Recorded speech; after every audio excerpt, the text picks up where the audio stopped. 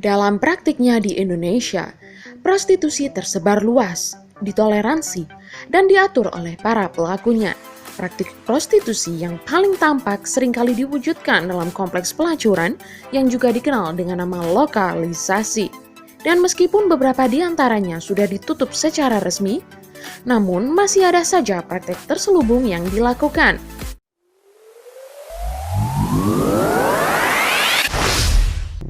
Sintai, Batam.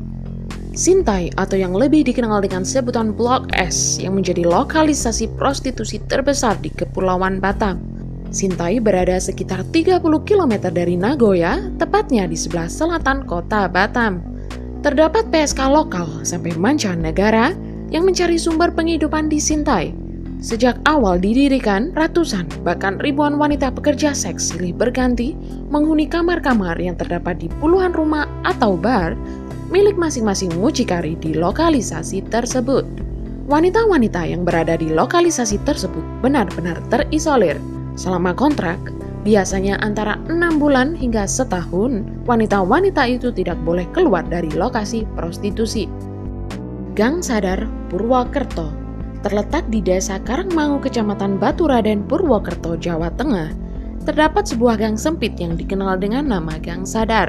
Gang ini menjadi lokasi bagi mereka yang mencari kepuasan akan seks bebas. Bahkan, di tempat ini sengaja dibangun beberapa penginapan dan kos-kosan untuk memfasilitasi servis para mucikari dan wanita penghibur kepada para pelanggannya. Sepanjang ujung gang, terdapat banyak PSK yang menjajakan diri. Setiap PSK mempunyai seorang mucikari sebagai orang tua asuhnya. PSK-PSK ini tinggal bersama mucikarinya dalam satu komplek rumah.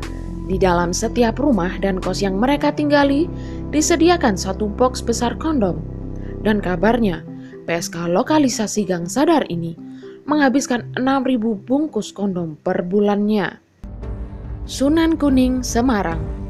Lokalisasi Sunan Kuning adalah tempat bagi para penggemar kehidupan malam yang terletak di kawasan Semarang, Jawa Tengah.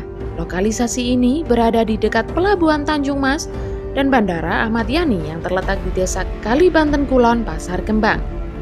PSK di Sunan Kuning sangat banyak dan begitu beragam. Jumlah WTS yang dilaporkan aktif bekerja menjajakan diri di lokasi ini berjumlah sekitar 600 orang, mulai dari PSK yang usianya masih muda sampai parubaya dengan berbagai macam ras seperti Jawa, Cina, Arab, bahkan Indo. Dalam semalam, transaksi esek-esek di Sunan Kuning mampu menghasilkan sedikitnya 200 juta rupiah. Sarkem, Yogyakarta. Tak hanya Jalan Malioboro yang terkenal di Yogyakarta, namun bagi para penikmat kehidupan malam pasti mengenal yang namanya Sarkem atau Pasar Kembang yang terletak di Jalan Malioboro di pusat kota Jogja. Kabarnya, sudah sejak lama Sarkem menjadi tempat untuk mendapatkan kepuasan dari para wanita penghibur. Bahkan saat zaman penjajahan Belanda, Sarkem sudah dikenal sebagai tempat para selir-selir keraton. Untuk memasuki kawasan ini, pengunjung ditarik uang keamanan sebesar Rp2.000. Setelah memasuki lokasi, Anda akan menemui para wanita penghibur yang duduk di depan warung-warung karaoke kecil maupun yang sedang berdiri di depan pintu rumah. Kalijodo, Jakarta. Berlokasi di sekitar Jalan Kepanduan 2 Penjaringan, Jakarta. Kalijodo dulunya lebih dikenal dengan Kali Angke. Awalnya di tempat ini sering diselenggarakan pesta mencari jodoh. Namun, semua itu berubah seiring datangnya wanita-wanita penghibur yang menjajakan tubuhnya. Kalijodo saat berubah menjadi kawasan prostitusi dan perjudian tertua di Jakarta, dipenuhi dengan bangunan kafe-kafe yang menyediakan berbagai macam PSK dan minuman keras. Jumlah wanita penghibur di lokalisasi ini mencapai 500 orang. Dan seperti halnya lokalisasi lain, Kalijodo pernah ditutup di tahun 2016 lalu. Namun kabarnya masih ada juga prostitusi terselubung di kawasan ini. Saritem, Bandung. Lokalisasi Saritem yang terletak di Jalan Gardujati, Bandung sangat begitu dikenal oleh penikmat kehidupan malam di daerah Jawa Barat.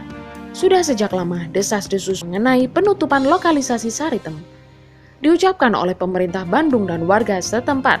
Namun rupanya Usaha penutupan lokalisasi ini cukup rumit, sehingga setiap kali ditutup, lokalisasi ini akan berjalan kembali saat memasuki kawasan tersebut. Para calo mendekati pelanggan. Merekalah yang akan menghubungkan para pelanggan dengan para pekerja seks komersial di sana. Setiap rumah di kawasan ini memampang belasan PSK yang siap dipesan dengan kisaran umur mulai 20-30 tahun. Dan diperkirakan ada belasan rumah yang menampung PSK di lokasi tersebut. Gang Doli, Surabaya. Siapa yang tidak tahu tentang fenomena Gang Doli? Sudah banyak pemberitaan terkait tempat prostitusi ini. Gang Doli disebut-sebut merupakan pusat lokalisasi terbesar di Asia Tenggara dengan jumlah kurang lebih 1.500 PSK dan 313 orang mucikari. Terletak di daerah Jarak, Pasar Kembang, Kota Surabaya, Jawa Timur. Sejarahnya, tempat ini merupakan kawasan untuk memuaskan hasrat bagi para tentara Belanda. Disebutkan ada lebih dari 800 wisma, juga kafe dangdut dan panti pijat plus-plus yang berjejer rapi di Doli. Wanita penghibur dipajang di dalam ruangan berdinding kaca mirip etalase. Dari luar etalase, para lelaki hidung belang mengamati dan memilih wanita yang ingin mereka ajak kencan. Kemudian transaksi pembayaran pun dilakukan yang melibatkan pria-pria tersebut bersama mucikari dari si PSK. Walaupun resmi ditutup oleh Wali Kota Surabaya sejak Juni 2014 silam, kabarnya masih ada praktik prostitusi terselubung yang dilakukan di Gang Doli. Demikianlah liputan tentang 7 lokalisasi prostitusi paling terkenal di Indonesia. Hendaknya pemerintah bersikap lebih tegas lagi dalam upayanya untuk menutup tempat-tempat yang tidak senonoh ini dan dapat mewujudkan Indonesia tanpa prostitusi.